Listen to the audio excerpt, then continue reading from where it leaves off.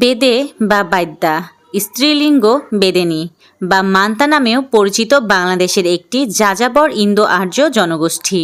বেদেরা ঐতিহ্যগতভাবে নদীতে বসবাস করে, ভ্রমণ করে এবং তাদের জীবিকা অর্জন করে, তাই তারা জল যাযাবর বা নদী যাযাবর নামে পরিচিত।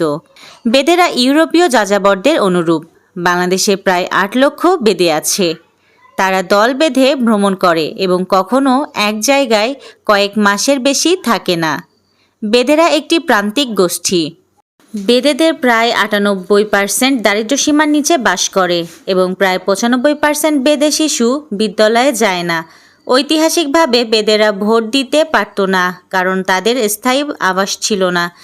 একই কারণে তারা ব্যাংক ঋণ বা ক্ষুদ্র ঋণের জন্য আবেদনও করতে পারত না। ২০০৮ সালে বেদেরা বাংলাদেশে ভোট অধিকার অর্জন করতে সক্ষম হয়।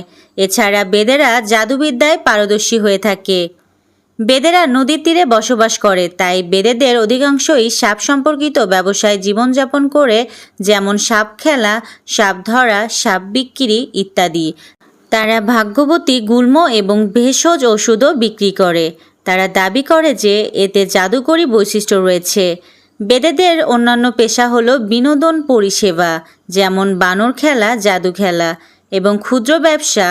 অনেক গ্রামবাসী বেদেদের জাদুকরী শক্তিতে বিশ্বাস করে। তারা বিশ্বাস করে বেদেরা জাদুকরী ক্ষমতার মাধ্যমে অশুভ আত্মাদের কারো শরীর ত্যাগ করাতে পারে। তাদের কেউ কেউ ঢাকা, চট্টগ্রাম এবং খুলনার মতো বড় শহরের ব্যস্ত রাস্তায় ভিক্ষাও করে। ওয়ালাইকুম আসসালাম, তোমরা কেমন আছো? ভালো আছি। ভালো আছো? তোমাদের নাম কি? রোহান। তাই তোমরা কি কোনো স্কুলে পড়ো? এদিকে আসো, এদিকে আসো। রুয়ান আসলাম।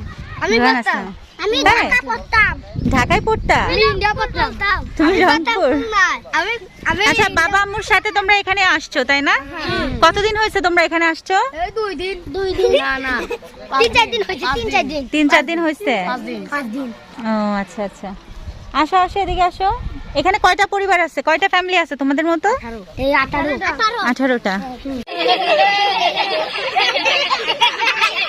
বাই বলো, বাই বলো। আচ্ছা, তোমরা ভালো থাকো।